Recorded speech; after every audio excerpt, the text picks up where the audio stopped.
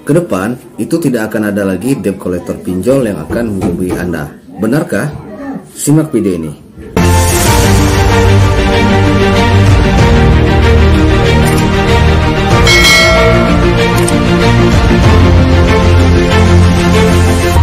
Assalamualaikum warahmatullahi wabarakatuh. Welcome back again to my channel Bang Kopil Official.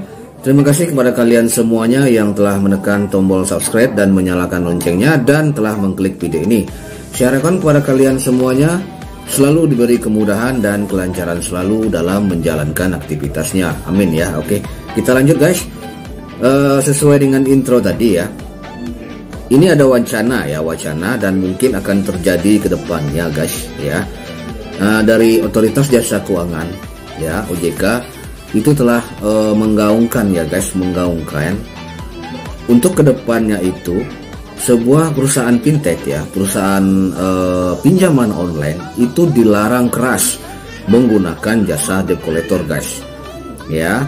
Nah, seperti kita ketahui kan banyak sekali kejadian ataupun korban-korbannya ya dari teror DC pinjol gitu ya, yang marak terjadi ya akhir-akhir ini. Banyak yang mengalami istilahnya peristiwa mental menjadi down gitu ya.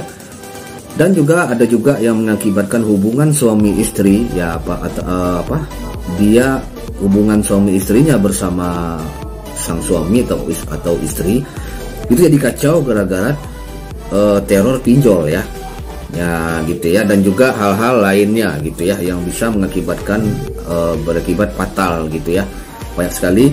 Itu semua gara-gara debt collector pinjol, bukan karena aplikasi pinjolnya, itu karena debt collectornya yang terus selalu menghubungi, terus melakukan teror gitu ya kemana-mana, baik nomor kontak, nomor keluarga, semuanya dihubungi gitu ya. Tak jarang juga untuk aplikasi fintech OJK itu melakukan teror kepada orang-orang yang benar-benar tidak masuk dalam kontak darurat dari nasabah yang gagal bayar itu.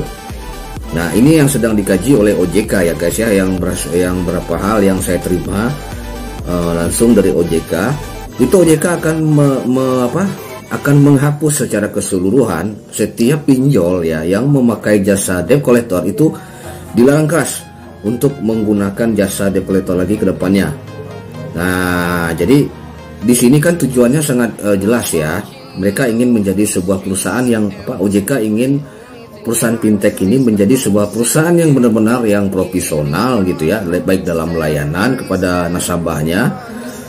Jadi dengan tidak adanya debt collector, jadi kesan buruk dari sebuah pinjol itu setidaknya akan menjadi baik kembali di mata nasabahnya gitu kan.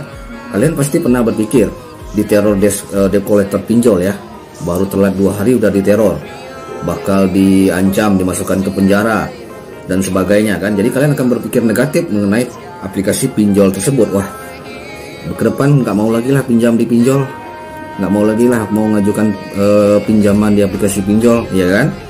Nah, OJK sudah mengkaji hal itu guys. Jadi mereka benar-benar ingin menghapus secara keseluruhan ya pinjol-pinjol yang masih menggunakan jasa debt collector, karena mereka itu adalah outsourcing ya.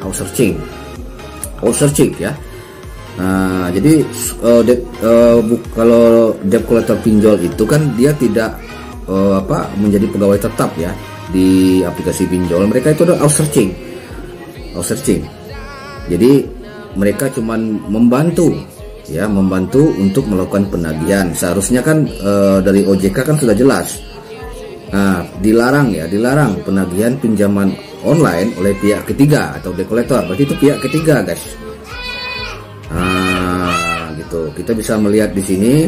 Kami juga berpikir ya, bilang debt collector, bahwa penagihan dengan menggunakan debt collector ini akan kami kaji ulang. Bisa akan kami larang. Ya, gitu ya. Gitu kata dia bilang gitu. Menurutnya, proses penagihan harus dilakukan oleh lembaga yang memberikan pinjaman. Hal ini lantaran debt collector merupakan tenaga outsourcing, sehingga seringkali membuat OJK kesulitan melakukan pelacakan bila terjadi pelanggaran. Nah, ini jelas guys, tidak boleh menggunakan DC pinjol ke depannya. Ini sudah diatur oleh OJK ya. sudah dibuat skenarionya oleh OJK bagaimana ke depannya.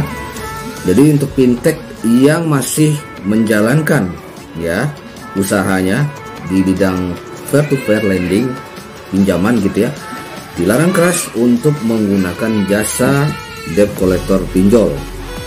Nah, ini kan akan segera diterbitkan peraturannya guys ke depan. Jadi buat kalian yang gagal bayar pinjaman online, ini adalah angin segar guys. Ya, angin segar. Kalian tidak akan lagi diteror oleh debt collector ini. Ya.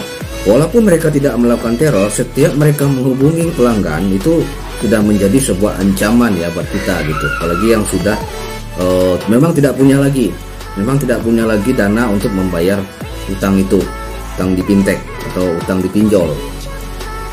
Jadi angin segar buat kita semua guys. Jadi ya itu saya bilangkan seperti yang pernah saya sampaikan di video-video saya sebelumnya. Apabila kita gagal bayar melakukan pinjaman online, kita cukup membayar pokok utangnya saja, jangan bayar bunga. Dan usahakan cara penyelesaiannya ya kan, yang saya sampaikan selama ini. Bagaimana cara untuk membayar pokok utang dan bisa menyelesaikan utang kita bersama debt collector. Ya kan, kebanyakan debt collector ini atau tenaga outsourcing dari aplikasi fintech ini tidak bisa diajak negosiasi. Nah, itu yang kacaunya guys. Ya.